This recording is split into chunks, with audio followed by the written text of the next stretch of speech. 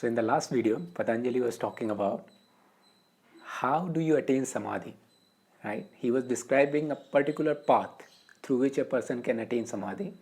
And it goes something like this, that you start with a faith, then you put a lot of effort, and while you're remembering what you're doing, and that leads to samadhi and wisdom, right? So more or less he described this is the one way of doing it, right? And most of our practices fall in this category, even like following the breath is kind of falling in the same category, right? But then he describes another way, and this is very interesting. He says there's another way of doing it, right? And this is surrendering to the God, surrendering to the Ishwarya, right? And then he quickly defined what does Ishwarya means, what he means by Ishwarya or God. He says the God or Ishwarya in this sense means a state of consciousness, state of awareness, which is free from all the kleshas, that means all the mental defilement, all the afflictions like anger, hatred, ego. These kind of things are not there in that layer of awareness. It is free from all the distortion, kleshas. It is free from all the fruits of the action, right? Any action and personal motive behind the action, it is completely free from all this, and it is free from all the impressions, right? Any kind of past impressions, samskaras, anything that happened in the past and all these things, it is completely free from all this, right? So that layer of awareness is called Ishwarya. That layer of consciousness is called God in this sense, right? And he's saying surrendering to that state of self instead of you figuring out everything and doing all these things. The other way of doing it is to just kind of surrender to that state of being, right? That state of awareness, and that can lead you to the state of samadhi. This is interesting, right? Because, and then he explained how does it do it, because he says that state of awareness which is pure and free from all these distortions has a seed of omniscience, has the seed of perfect knowledge. The word is used sarvagya. It knows everything, right? That sense, that state of awareness has a perfect understanding about everything. And when you surrender to that, you become wise, right? You become one with that, right? Then you become kind of somebody who knows everything. At the same time, you are free from everything, right? So surrendering to that state of awareness can lead you to samadhi, because that awareness has the seed of perfect knowledge. That awareness is a seed of wisdom in a sense, right?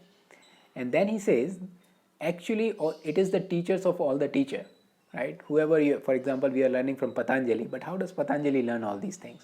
Either he learned from some scripture, but then how does people who wrote the scripture learn these things, right?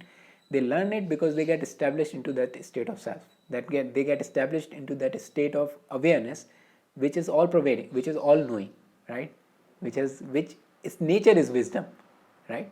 And this nature is not like analytical at all, right? For example, yeah, just to get it clear, for example, let's say if somebody is sitting in front of you and he is very sad or she is very sad, it's not like you are analytically understanding what goes on in this person's mind, what is the what happened to the childhood, how does it transform to this kind of a psychological. It is not like that. It is not analytical, it is intuitive, right? Just like you see the sun is rising in the sky, there's no analysis involved in that, right? You just directly know the sun is rising in the sky, right?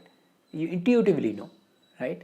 And that is what he's meant by, it is all knowing, and it is deeper than this cause and effect. So it knows all these things very intuitively, right? It knows all these things, why people are behaving the way they are behaving, why things are happening the way they are happening.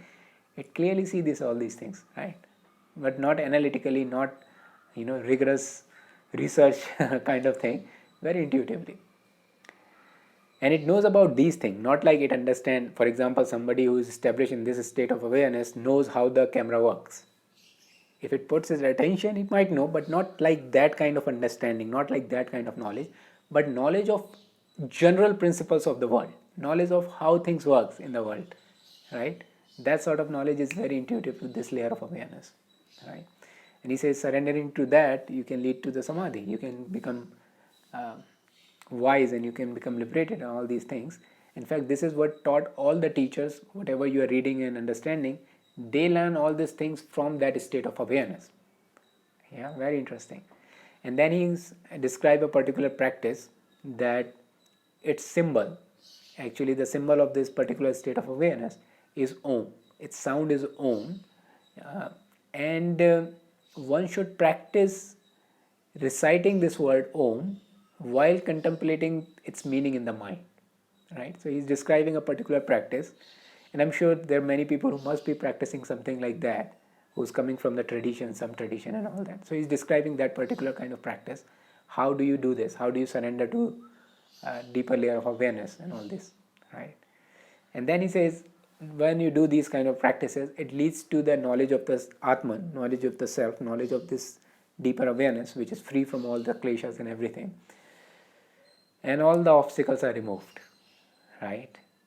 So that is an alternative path he described. One is more like a path of self-effort and faith and all these things. Another is the path of kind of a surrendering to the deeper layer of self.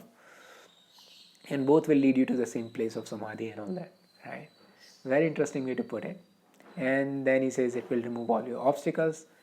And then in the next layers, next verses, he describes what are these different obstacles and how do you remove them.